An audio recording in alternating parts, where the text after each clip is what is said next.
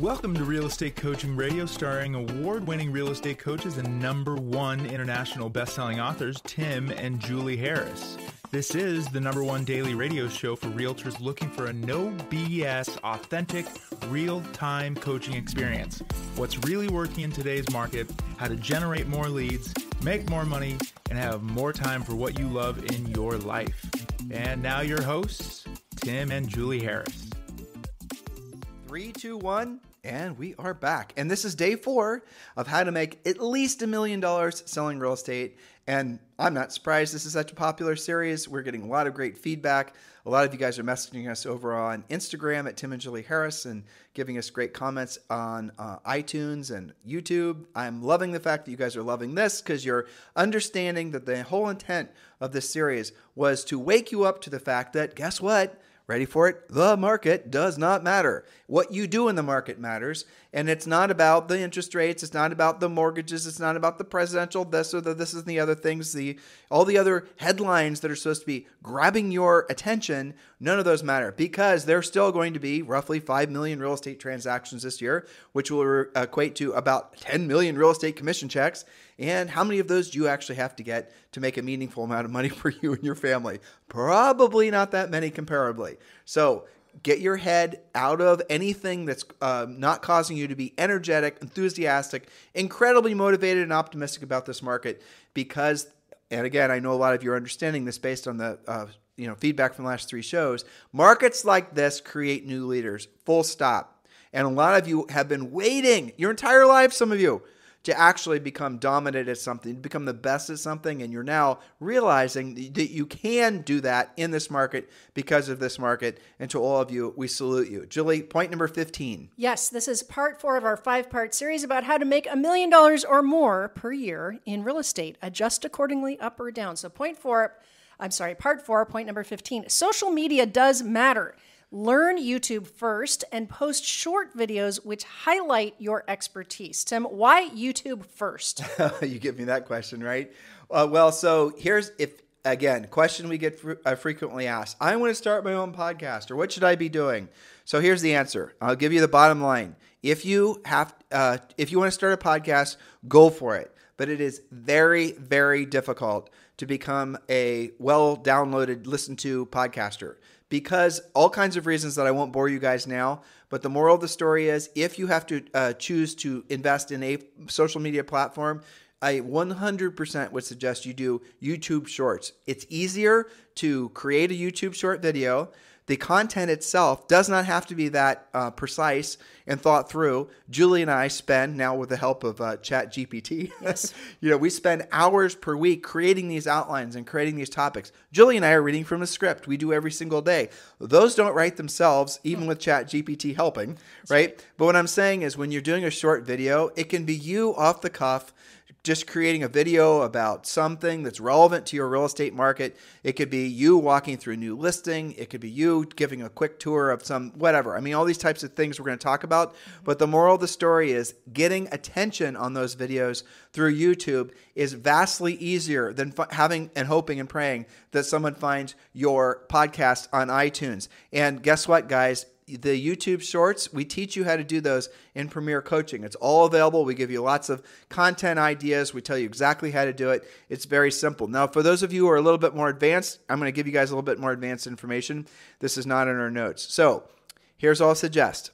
Again, if this is not for you, then ignore it. It's fine. But for those of you who do want to have more of start building your social media content, you actually do want to start loading your videos first to TikTok.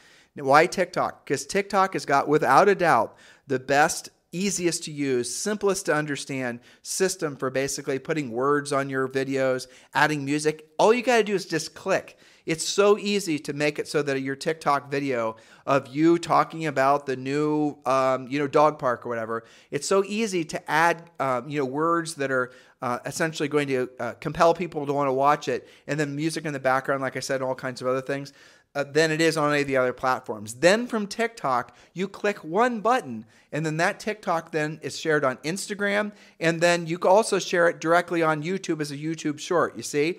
So TikTok becomes your primary software, basically, your primary app to create the content, and then you use TikTok to disseminate to all the other platforms. That's the easiest way to do it. Now, you do need to do on all the different platforms, be it TikTok, Instagram, YouTube, there are ways that you need to set up your actual page so that you're going to get people, you're going to essentially tell the SEO within those widgets, search engine algorithms, to know what your YouTube channel, for example, is all about. But we teach you guys how to do that in Premier Coaching.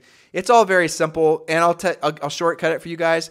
Go find out who the most dominant YouTubers, TikTok is, or Instagram is in your marketplace, and look to see how their page is set up.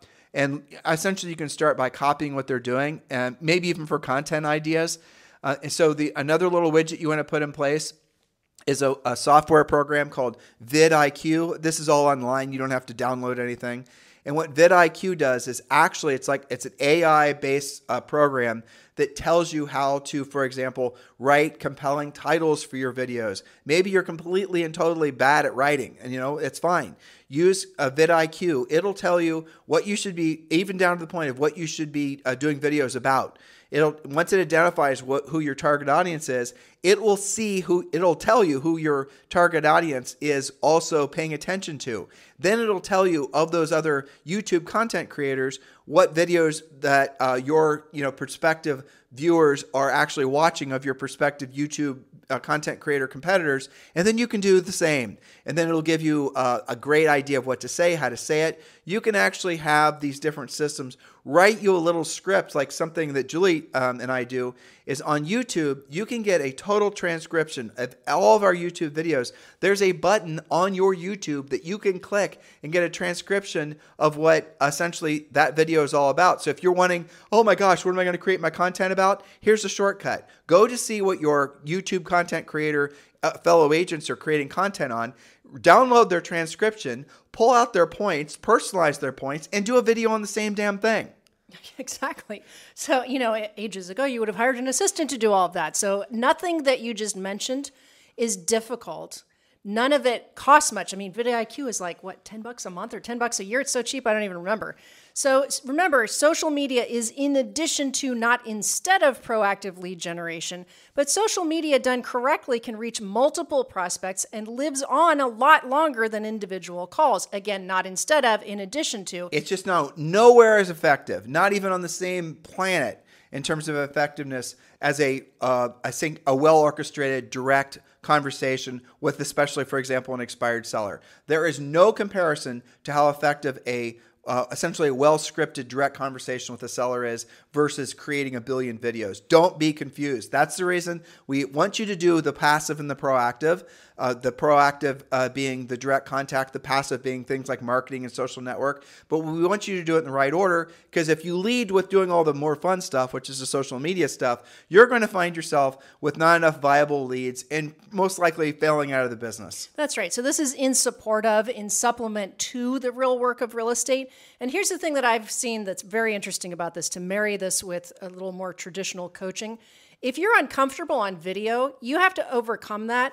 Video is becoming more and more important, that's true, but anything that makes you uncomfortable on video, you probably need to upgrade IRL in real life. But let me give a thing out that, and this is for some people that are uncomfortable on video.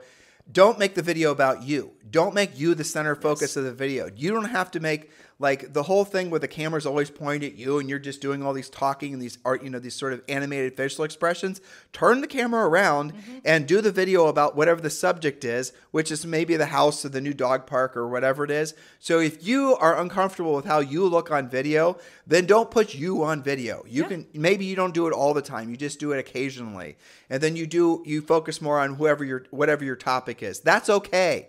Because the moral of the story is what these social platforms do create is essentially social proof. It validates you as a professional over time. So let's say, for example, you're in a heated competition and the seller's trying to decide between you and Bob, right? And both of you guys absolutely phenomenally hit it out of the park, absolutely great. But you've got a lot of videos that are essentially reinforcing the idea that you are indeed an expert on that local market, they're going to most likely list the house with you versus Bob, who doesn't have any social at all. Now, if the very least you should do is set up pages on these different social platforms, including LinkedIn and there's others too. We teach you all this in Premier Coaching so that when someone searches your name, they're going to find your YouTube page. And even if your YouTube page only has a few videos, that's fine. You guys get it? At the very least you should do is set up social platforms.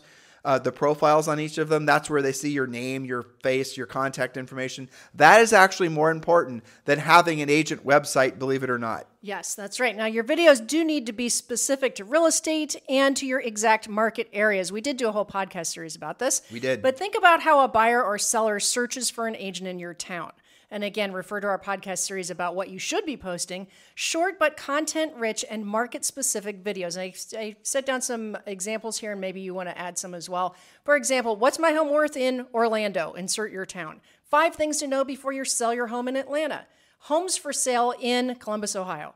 How to stage my home in Kansas City. 3 things to consider when buying in Buffalo. 3 things to consider when selling in Phoenix. So those are those are content specific to your market. I'm going to go back to this whole idea of not wanting to be on video. You're no better or worse looking than the people watching your video. Everyone is basically average. Single digit people are exceptionally good looking. If you think you're one of those people that are exceptionally good looking, you're probably not. Because it's you're not Brad Pitt. You know what I'm saying?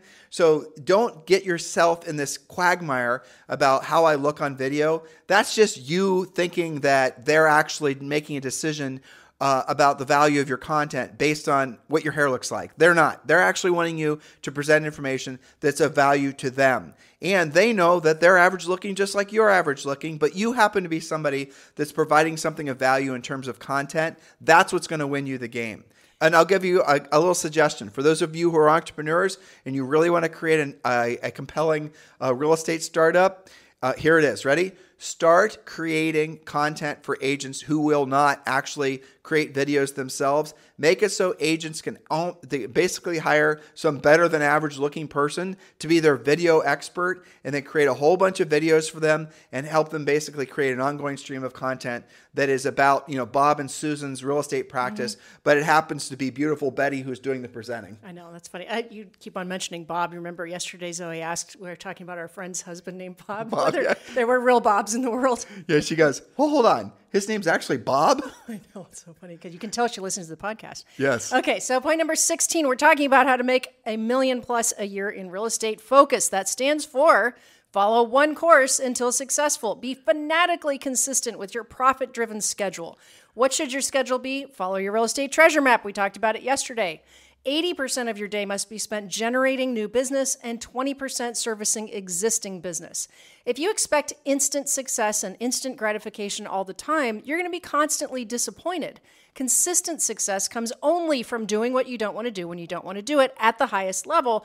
Doing that now and then is not focus. Well, how do you know if you have focus? Follow one course until successful. Well, if your spokes on the wheel include, for example, generating listings through your social media or through open houses, let's say social media, but you only post 1 video per month now and then when you feel like it, that's not focus. If you do get success from open houses, but you only do them when you're desperate, that's not focus. Here's the litmus test for knowing whether what you're focusing on is actually what you should be focusing on. Write down the things that you want to do the least. Okay, there it is. Focus is you defining where you're going to get the most bang for the buck, where you're going to get the most benefit for your time and effort. Where you're going to get the most benefit for your time and effort are the very things you want to do the least. Write those things down.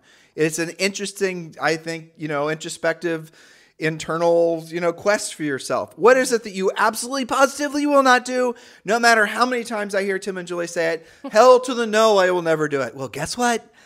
I want you to think about it. Isn't the very thing you're saying you'll never do the very thing that's going to get you the most results and make you the most amount of money the quickest? Maybe, just maybe, you should think about doing that very thing, right? I mean, we've got things like that in our lives that we absolutely positively, Julie's laughing, but we have a lot of them that we absolutely positively do not want to do, but we know we have to do them. So some days, most days, we force ourselves to do them at a high level because we know we get the most benefit from it. That's called doing what you don't want to do when you don't want to do it at the highest level and being honest with yourself. Look, guys, all of us, are inherently lazy, right? All of us want to naturally get to a point where we think we can be complacent, where we think we no longer have to work hard, where we think we basically have it all figured out. I got news for you. That is never true. Julie and I have searched for that. There's no amount of monthly income. There's no peak health. There's no peak relationship. There's none of that. You're always going to have to improve. And as soon as you think you have arrived, you will lose what you have. That's true. That's unfortunately true. Well, so that requires that you both be introspective and take action. You can't be, conscious of it and observe it and also do nothing about it, because that's not going to help you. There's a lot of people that sit around and ruminate in their mindset too long. Meanwhile, they're not doing the actions. They're not doing things like what we hate every morning, kettlebells. Kettlebells. I don't particularly like taking all of my vitamins and supplements. Me either. Especially kind of all at once. That's something I have to talk myself into. And yet, we know that both of those things are what we need to be doing. Well, a lot more than that. I mean, I remember when, you and I have been married for 32 years this year. And I remember you and I both used to get hives. You used to physically get hives when we talk about money. Yeah, well, that's true. I mean, talking about... A lot of people do. But why? It's because it was one of those things that you were taught. I mean, it wasn't a conversation that we ever had in our families. And when it did come up, it was because there was scarcity. And that would then create a whole bunch of anxiety and nasty conversations, right? So you were taught that talking about money was not only that, but where we're from, talking about money is something that rude people do. That's right. And so when we you didn't have a lot of financial education backing you, then you were uncomfortable about it, which made you hide out about it more. And, there you go. One thing leads to the next. None of those things lead to a positive outcome. So we had to then come to the realization that if we ever truly wanted to be, rich is where our money works for us, and we no longer had to work for our money, that we needed to have conversations about things that we truly didn't want to have conversations about, which it's interesting that we think that we now acknowledge that we think that way. I think that you and I are reminded that we used to think that way because it's very unusual to come across somebody that doesn't think that way. True. People will talk about anything and everything. I mean, think about that, guys. What is taboo anymore? Is there anything that's taboo? Especially these days. I mean, but think about that. Isn't that shocking? Just 5 years ago, 10 years ago, we watched a movie last night that was from with Mark Wahlberg in it. What was it called? I can't M. remember Night the name of it. Shyamalan, whatever it is. Yeah. Yeah. And that was from 2008, right? Mm-hmm. And it was so different than a movie you would watch nowadays. It was so different, not just in the obvious things like the cell phones and the amount of wrinkles that Mark has, but which not that many comparatively. I don't know how that guy's keeping so young. But anyway, the things that were, the behaviors that people had, the things that people were talking about, it's changed so much. But one of the things that hasn't changed is money. People still will not talk about money. And so if you're not willing to focus on money, how to build wealth, how to actually be financially free, you won't do it because it's not going to happen on accident. Matter of fact, we're going to do a podcast series for next week, which is specifically about the stages of wealth building. Those of you guys who are going to the Hyperfast Agent event that Julie and I are going to be co-hosting in Fort Myers? No. Outside of Fort Lauderdale, Fort Myers, I think. Yeah, we're going to be there next week. We're going to be presenting those very points. Delray Beach, exactly. Thank you. Delray Beach, and it's going to be so it's Google Delray Beach Hyperfast Agent. We emailed all of you guys that are part of our list letting you know about it. But yeah, we're going to be presenting live. That's going to be on next Monday. Yes, Monday the 6th. And yeah, Julie's remembering all this. Sorry, I still have a NASDAQ flashback on my head. Yeah, I know, right? It's crazy. Yes, so listen, guys, thank you for continuing to make this number one listened to daily podcast for real estate professionals in at least the United States. It is amazing, wonderful, glorious to see tens of thousands of agents discovering this podcast for the first time. The next natural step for all of you is to move forward and become a Premier coaching client. We made it very easy for you. Just text the word Premier to 47372. Text the word Premier to 47372. Just do that now and scroll down and look at all the things you guys get for free for the first 30 days when you join Premier Coaching, or you can just go to premiercoaching.com. And again, guys, we are loving all the conversations we're having with so many of you about joining Julie and I at eXp Realty. If you'd like to learn more about eXp Realty, you're just getting started, text the letters EXP to 47372. Text the letters EXP to 47372. That is our exclusive EXP group that you can belong to. Or if you're ready to join EXP Realty and you have not chosen your EXP Realty sponsor, and you're looking for a sponsor that I think you guys will agree would be very proactive in your success, not just selling real estate, but at EXP building revenue share and the rest of it, please do consider us. Text me directly on my real cell phone, which is 512-758-0206. And yes, that is my real cell phone number. Do not call, but do text if you're ready to join EXP and you're looking for a sponsor who will be very proactive in your success. It's 512-758-0206. In the meantime, you guys have a fantastic day. We'll talk with you on the show tomorrow. This podcast is a part of the C-Suite Radio Network. For more top business podcasts, visit c-suiteradio.com.